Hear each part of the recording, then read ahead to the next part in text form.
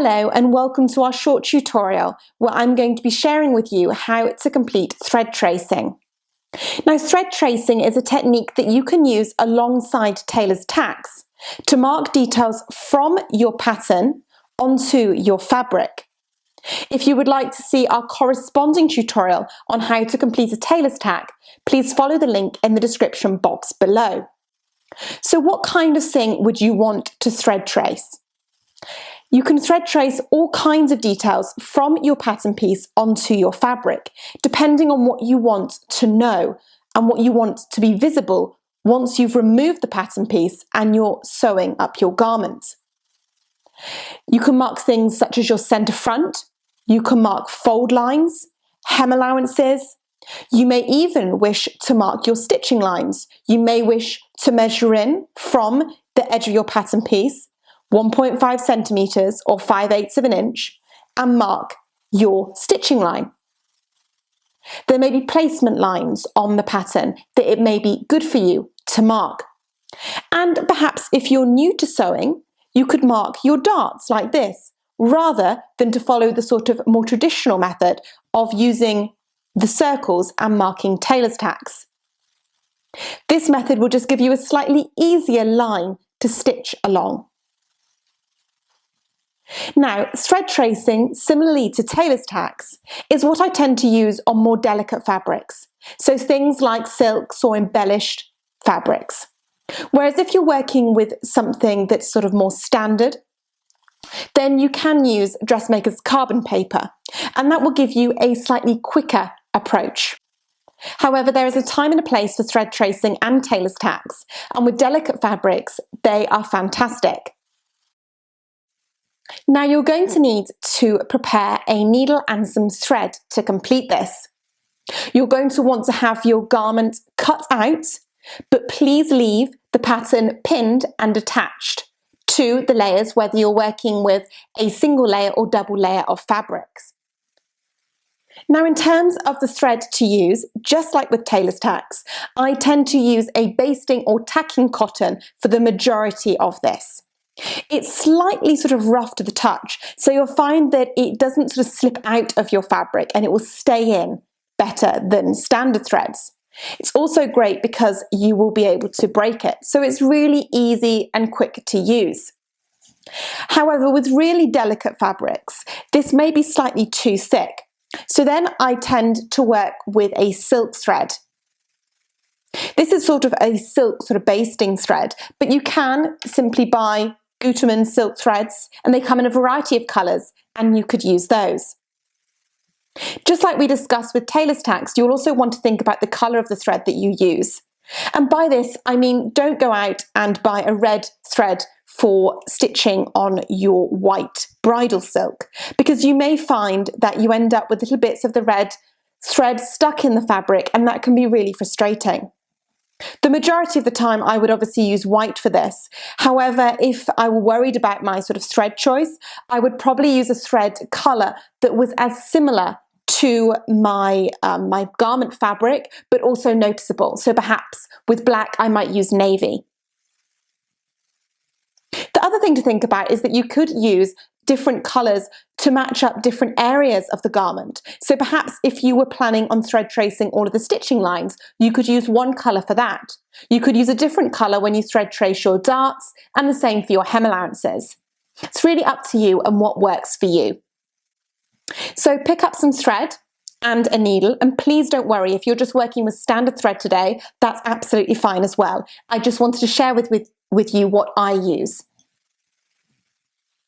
Now, I've threaded a needle with some of my basting cotton, and I've made this a double thread, as in I've gone through the needle eye all the way down to the end, and my threads match up right at the end, and I'm not going to tie a knot here.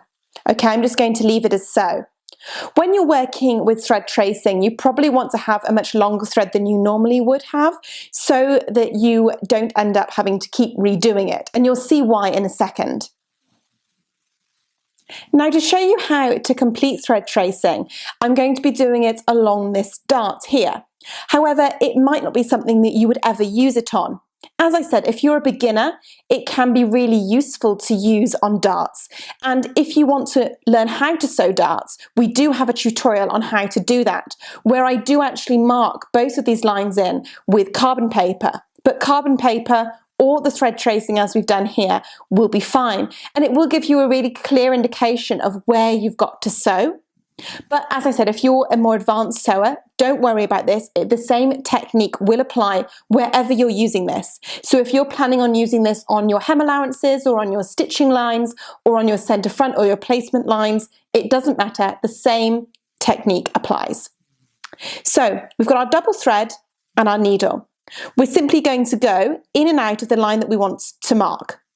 And you want your stitches to be between 1/8 and 1/4 of an inch, so between 5 and 3 millimeters. And you're going to pull that through.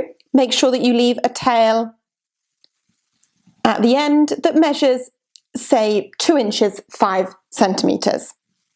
Now, rather than going straight back in here, you can give yourself a bit of a jump, and this depends, the closeness of the stitches depends on what I'm marking.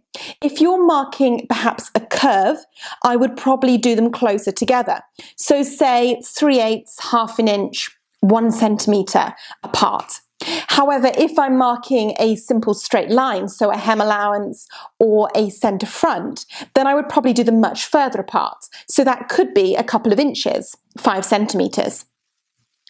But for this tutorial, let's say that we go with about 3/4 of an inch, 2 centimetres. And we're going to move forward from where we've come out of the last stitch and then catch a bit of the fabric again.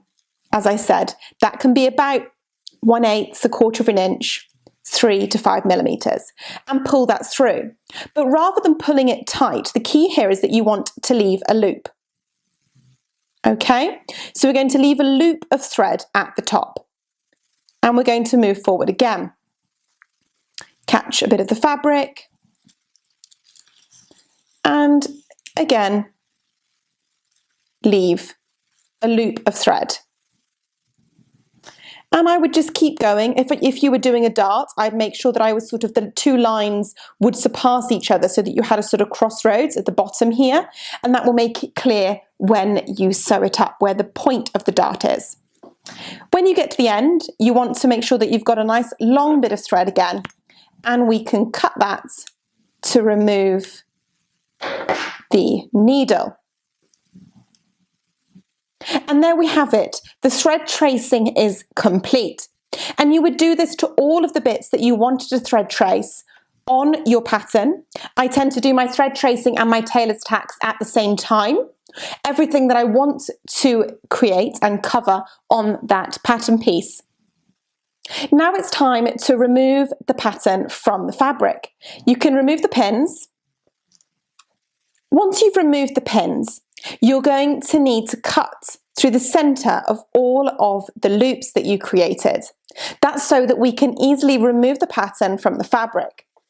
Take a sharp pair of scissors and simply work your way along the row that you created, cutting through the top of the loop. And you'll end up with lots of little bits of thread, just like so. Now you can remove the pattern, and you're going to want to do this very gradually. Because we've cut through the loops, you shouldn't find that it pulls anywhere, and all of the bits of thread are happy to be removed from the paper. If you find that it's pulling, then just check that you haven't left a loop in, because you don't want to damage your paper pattern here.